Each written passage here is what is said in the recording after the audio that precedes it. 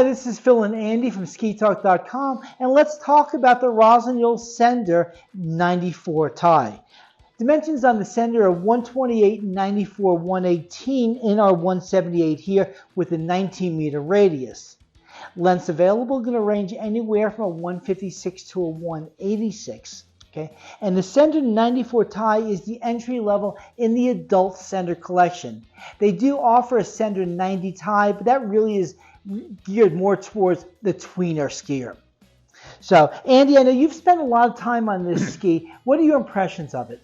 I really like it. It's very versatile, and sometimes I get fooled when I first look at a ski, and I looked at the long rise on the tip of this, thought maybe it's not going to carve so well, maybe it's going to be a one-trick pony as far as, you know, only being able to do certain things. But then you look at the tail, and the tail is relatively flat compared to the tip.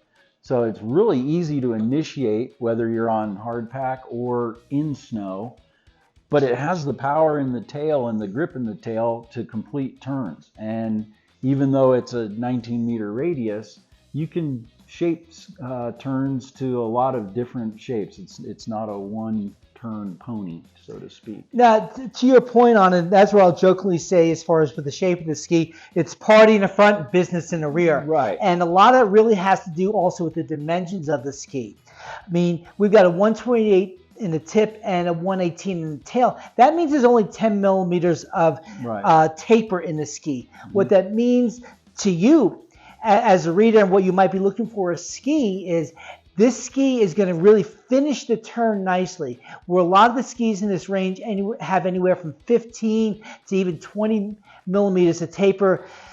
When you get into more taper in the ski, that tail is going to wash out a little bit, where this one here really is going to help finish a turn very nicely. Yeah, it was, I've had it out and everything from early morning crusties to some fresh, untracked, maybe 8-10 inches of powder over beaten up leftover snow that we had out here in the Tahoe region. And it handles everything really well. If you're skiing area like Tahoe, this very well could be a wider one ski quiver or a narrower one ski quiver, depending on which end you're coming from. Now, we were also really fortunate when we got to test this new ski. And going back to the previous incarnation of ski, the Escaper, we had skied that before, but we had tested that actually with Rossignol's older demo binding, which was the Look Connect binding, which actually was a really tall binding.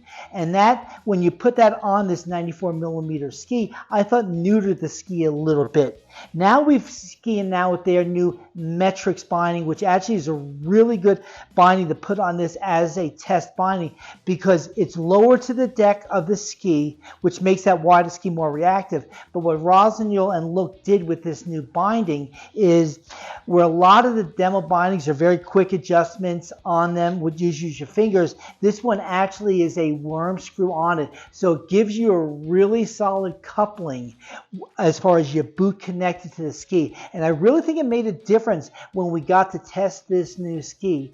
And it shows how that ski is going to react more for you as the consumer, with if you want to put a Look pivot on it, if you want to put the regular SPX binding on it, or whatever your other binding of choice might be.